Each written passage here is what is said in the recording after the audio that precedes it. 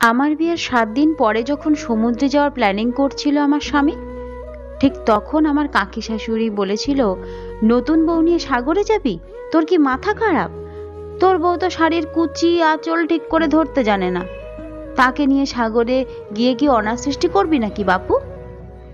এই ভয়ে শাশুড়ি আর আমাদের সাগরে যেতে দেয়নি তখন।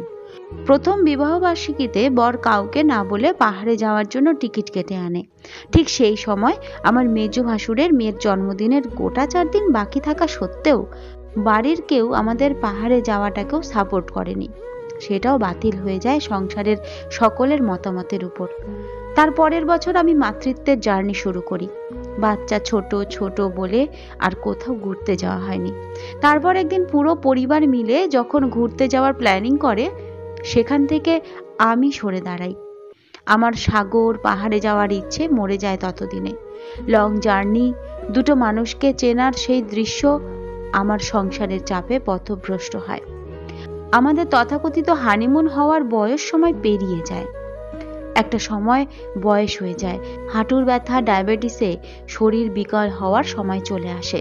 প্রচন্ড ইচ্ছাশক্তি থাকা সত্ত্বেও সাগর পাহাড় আর হাতছানি দিয়ে ডাকে না আমায়। উপরের গল্পটা শুনে কি মনে হলো? এমনটা হয় না এখন আর?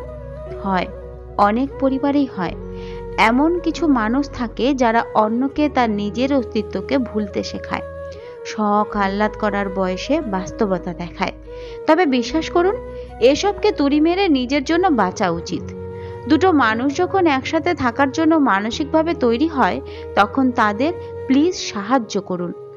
এটা হবে না, ওটা করা যাবে না বলে থামিয়ে দেবেন না দয়া করে। কারো শখকে মেরে ফেলার মতো অপরাধ করা থেকে বিরত থাকুন। অন্যের জীবনে নিজের মতামত চাপিয়ে দিয়ে সংসারে অশান্তি ডাকবেন না। নিজে ভালো থাকুন, অন্যকে ভালো রাখুন।